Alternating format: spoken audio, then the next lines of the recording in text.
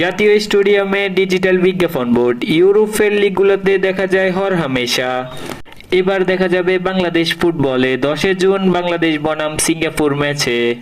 ফুটবলের নিয়ম অনুযায়ী এ বোর্ড ইউজ করার কোনো বাধ্যকতা নেই।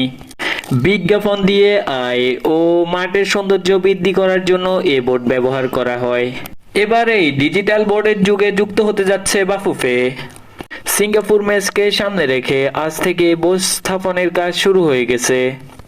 দেখতে পাচ্ছেন প্রথম দিনে বোর্ড স্থাপনের কাজ অনেকটাই এগিয়ে গিয়েছে। আশা করা যায় 2-1 দিনের ভিতরে সম্পূর্ণ মাঠে বোর্ড স্থাপনের কাজ শেষ হয়ে যেতে পারে। জাতীয় স্টেডিয়ামে সংস্কারের কাজ চলছে, অনেক কিছু নতুনভাবে স্থাপন করা হচ্ছে। ডিজিটাল বোর্ডও তার অংশ। জাতীয় ক্রীড়া পরিষদ একদম নতুন বোর্ড নিয়ে এসেছে।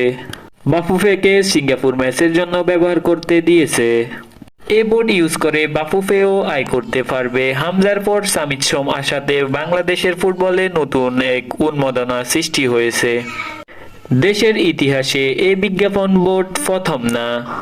ক্রিকেটে এই বিজ্ঞাপন বোর্ড অনেক আগে থেকে ব্যবহার হয়ে আসতেছে, কিন্তু ফুটবলে একেবারেই ব্যবহার হয়নি বললে চলে।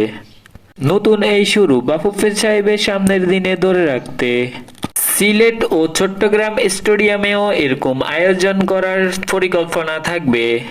ভারত ও হংকং এর ম্যাচ হওয়ার কথা এই দুই স্টেডিয়ামে।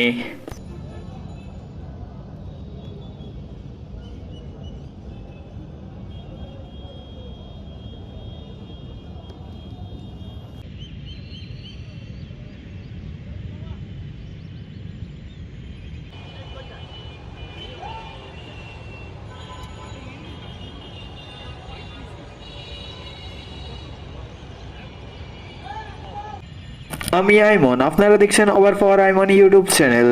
ফুটবল রিলেটেড সকল তথ্য পেতে ওভার পাওয়ার আইমন ইউটিউব চ্যানেলটিকে সাবস্ক্রাইব করে রাখুন।